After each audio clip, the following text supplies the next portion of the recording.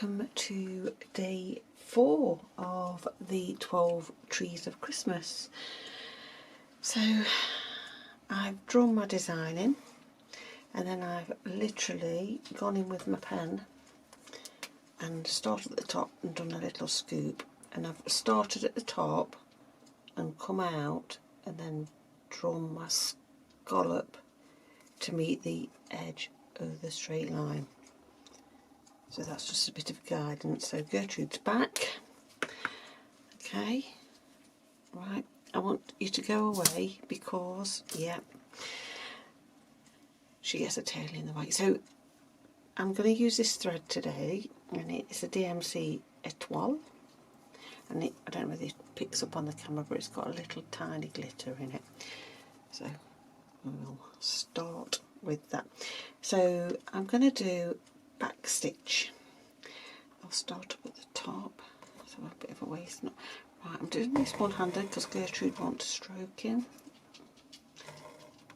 A waist knot. Just do some tiny. Right. Just. I know that I'm going to have a bit of a kerfuffle here. Yeah, Gertrude, go away. Come on. Thank you. Because Reggie's come because I'm talking to Gertrude because he's got FOMO. Come on. Now they're going to have a fight. Okay. No. Come on. Okay. Come on, Minnie. Come on. Come here, Minnie. Come on. Come on. You're barking at her. Sorry about that. He will carry on barking, of course. Good, Reg. Come on. Just a couple of little starting knots. Okay. So we're going to do back stitch.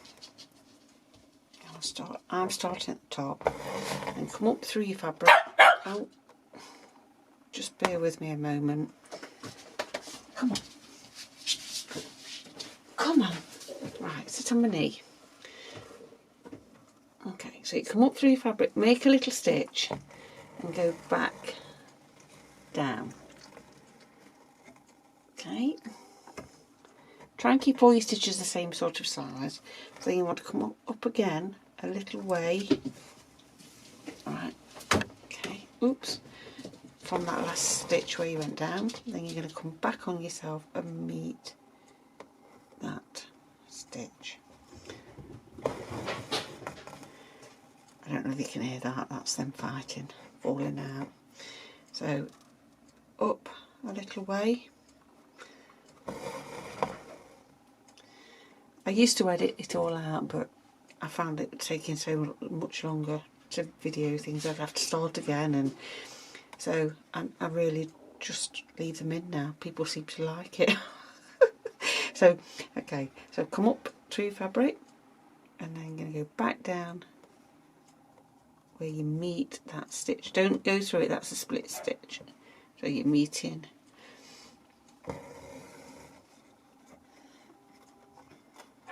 Oh, goodness me. Okay, and I'm going to go along one side. For some reason I keep getting tangled up. Why am I tangled up? Okay. Oh my goodness me. Big fight. Big fuffle.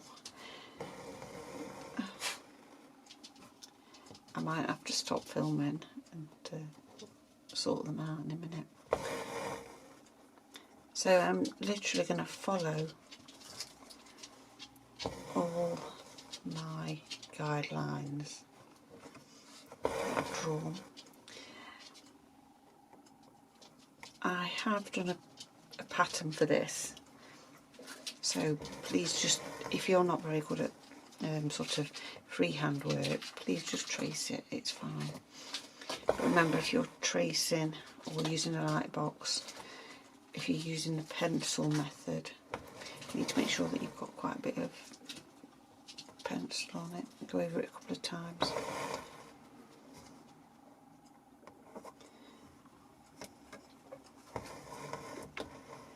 Oop. So when you're going around a little corner, not corner, a curve, you want to make sure your stitches are quite small, otherwise it'll look a bit blocky, a bit like, I'd liken it to old calculator numbers back in the day. You guys probably, younger guys won't know what I'm talking about, but those that are my kind of age in the 50s will know. So you want to do quite small stitches, because the bigger you stitch, the more blocky it becomes. Excuse me. When you get to this bit here, you can either leave it like that, or you can add a little bead if you want, if you wish. I'm just going to, Reggie, I'm just going to pop one on just so you can see if that might be your thing. I don't know whether I'm going to or not. I'll just put, that might be a bit big, but see what I mean? It looks quite sweet. A smaller one. A bit smaller. Looks quite cute. I may do that. I'll have a think. I need to make sure I'm putting some beads on, because that looks like a little berry. And I want it to have some pops of colour. Okay, so I'm going to come back up. Okay, Reggie. He wants to get on my knee now. Go on then. Where are you? Come on. Come on. No? Okay. I've got a box of After 8 mints on the desk. And he desperately wants one, but he's not allowed. So come up and make a little stitch. Don't start at the top or you'll find your stitches will be too thick. Go back on yourself.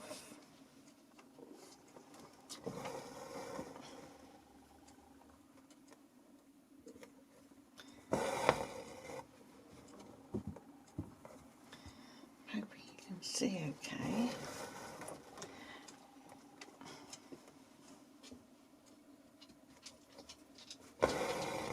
There's been a really heavy frost in the night, beautiful full moon and a cloudless sky, and so the frost was absolutely stunning against the sunrise this morning. But of course I didn't take a picture because I didn't have my phone to hand. Can you see how tiny I'm going with the stitches? I'm going in with quite small stitches. So the curves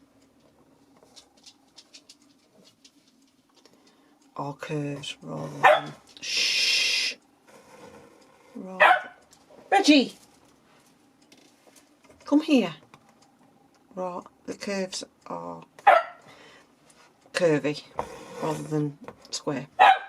Right, okay, I'm going to stop filming there because what's happening now is Gertrude is hiding underneath my little rolling cart, and he's now barking at her because he wants to get under there. Obviously he can't fit under there, but I'm just going to go and sort them out. So I will be back shortly.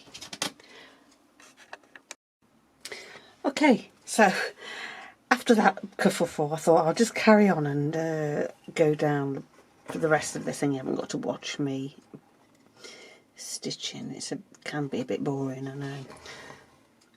So I'm just going to finish off going round this.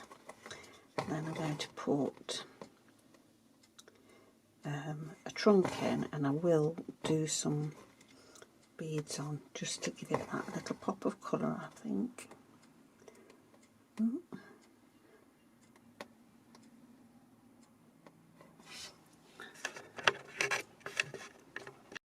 Okay, so I've finished off the trunk. I just did some little thread and then I've added some beads just adding some beads in, because I did think that I need a bit of pop of colour. Ooh. I don't like how these keep jiggling around. Again, make sure that your needle goes through. Oops, that's just shot across there. Goes through your hole in your bead. I do tend to always end up with something that I can't get my needle through. But if you're doing a beading needle, it's always good. Oh, I've put that one on. Ooh, wrong one, wrong colour. Just bear with me while I thread up.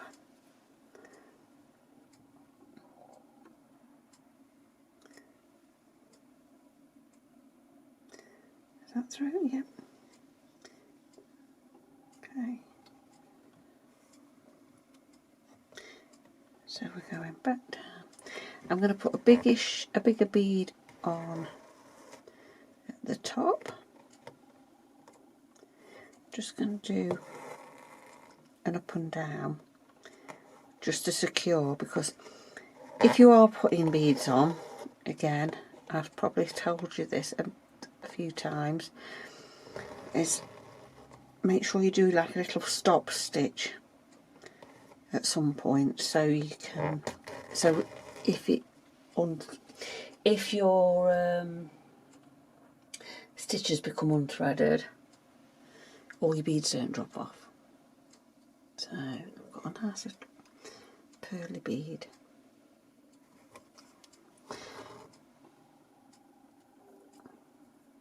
Okay. Oh, sweet. Always lay your thread down in the direction you want your bead to be.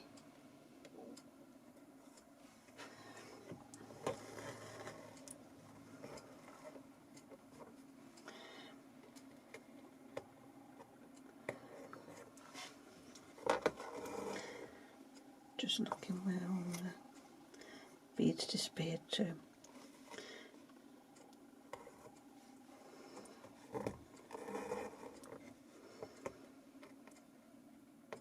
I think this is my favourite so far. I think it's because it's got beads on.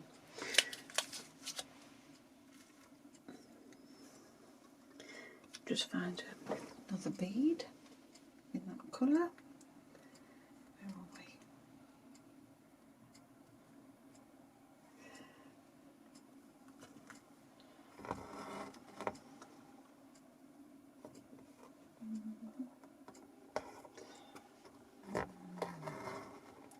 They look a bit like little candles, I think, as well.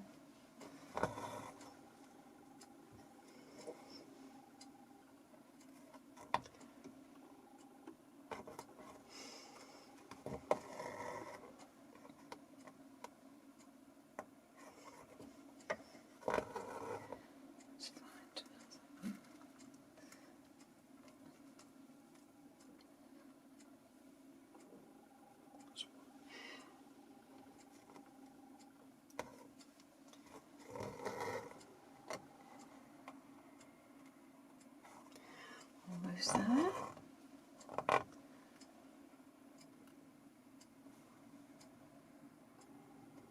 Oops. Move you.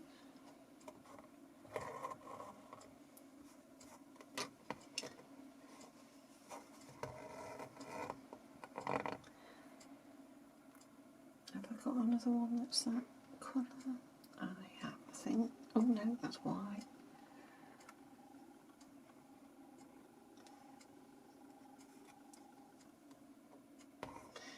Fabulous. I'm just going to do a little start stitch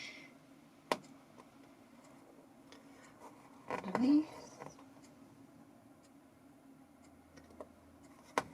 With this thread, it's so fine you can hardly see it. If you wanted to do some other little stitching in it. Right, okay.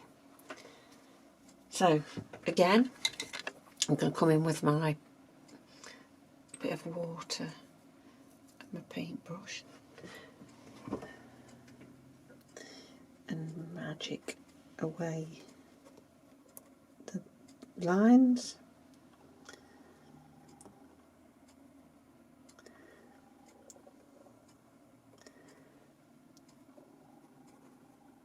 Don't worry too much about how much water you put on. It will dry up before you enter the next stage of our bunting, or if you're making a little quilt or something, whatever you're making. If not, get the hairdryer out, dry it.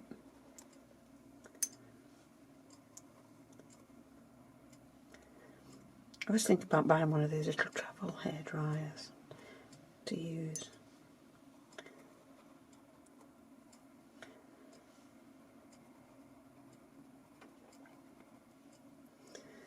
Just go around the edges, get rid.